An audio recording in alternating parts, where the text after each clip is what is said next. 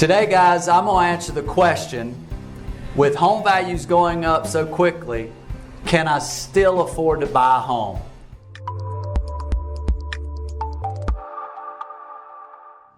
Hey, it's Les with the Les Walden Real Estate Team, and I'm here with Mark Vihan with the Miller team at OnQ Financial. They're our go-to lenders. And with this question today, we're going to answer, with home values going up so fast, can you still afford to buy a home? So Mark, what are interest rates today?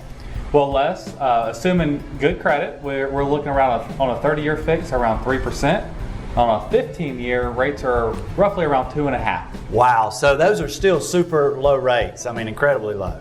Historically low, yes, historically low. Well, that's even a better word. I like historically. So how does that translate into affordability? And let me help you with that, Mark.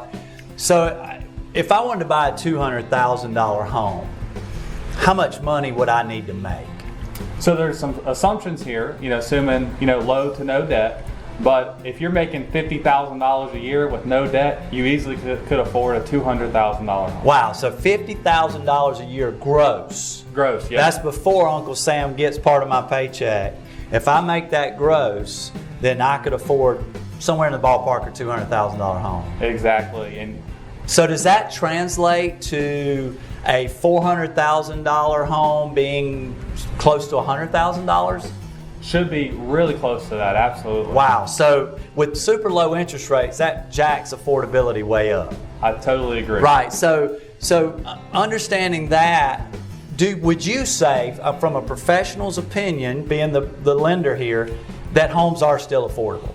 I definitely agree with that. Wow, so that's what we want to hear. So I got another question for you. Should a buyer get pre-approved for the maximum amount they qualify for to start with?